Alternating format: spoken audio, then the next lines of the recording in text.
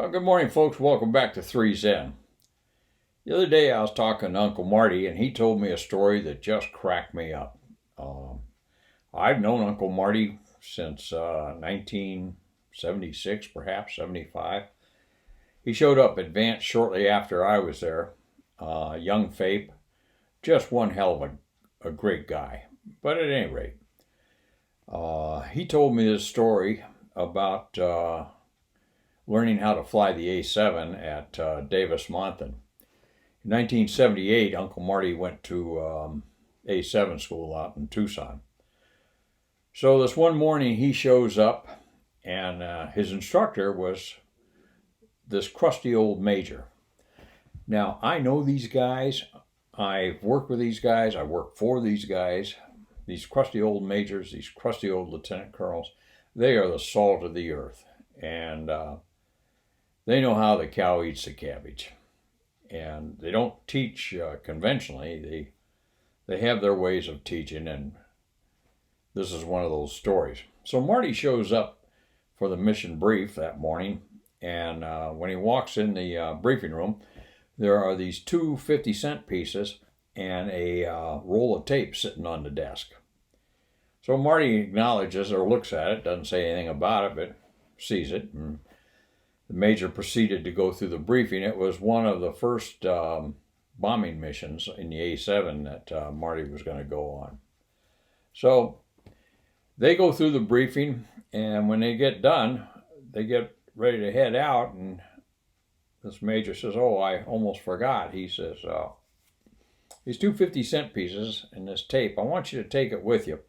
And when you get out the airplane," he says, "I want you to take each one of these 50-cent pieces and tape it on either end of your mirror that's in the 12 o'clock position."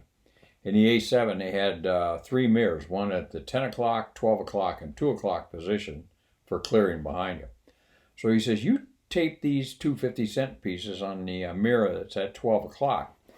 And we get out to the range." He said, "Once you start down the chute, your final approach for bombing," he says, "what I want you to do is keep your eye on the sight, on your target and the sight." And he says, "and then look up and check the mirror." He says, "Look back down on the target, the sight, and then check the mirror." He says, "Then look down at the target and the sight and check the mirror." He says, "When your eyes match the size of those two 50-cent pieces," he says, "that's the time you pickle the bombs off and pull." What a great technique. But at any rate, don't think you'll hear that today. Years ago, I was talking to Marty. I was laughing about this. He had told me the story, and I chewed on it for a couple of days. I just called back and keep laughing with him. It was so funny. Anyway, years ago, he told me another one, being out there at Davis-Monthan. And I don't know if it's the same guy or not. I don't know if this was crusty major heaven or what, where TAC sent their crusty majors to go. Don't know. But at any rate, Marty told me about going out there, and we talked frequently, and I asked him how it was going. He said, "Tell you what, we had a mission the other day, and it was a 3-ship. He said the lead was a brand new UPT student that had gotten an A-7 assignment. He said number 2 was this crusty old major, and I was number 3. And he said we had a brief check-in time at 7:55. And an engine start at 8 o'clock. Okay, everybody gets that. So we go out, pre-flight the airplanes, climb in them, do the interior pre-flight. He says, we're just sitting there. It's about 7:53. And he says he hears slough flight check.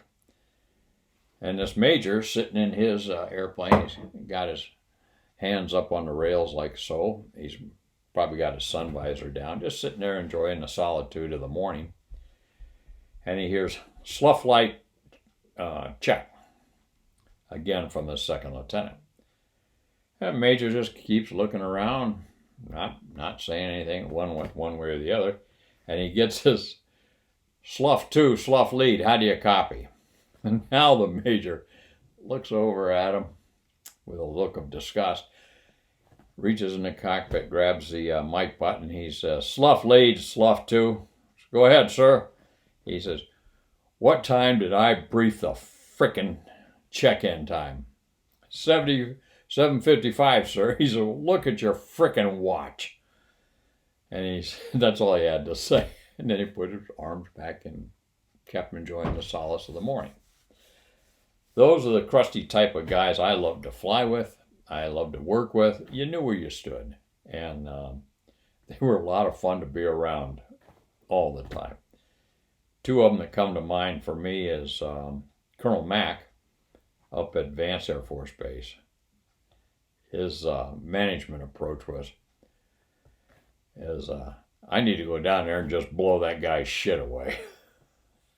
And often, on occasion, he would. He blew mine away once. And then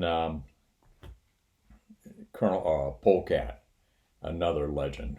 Just great guys. So that's my crusty major at A7 school story for you today. Hope things are going well for everyone. Thanks, and we'll see you soon.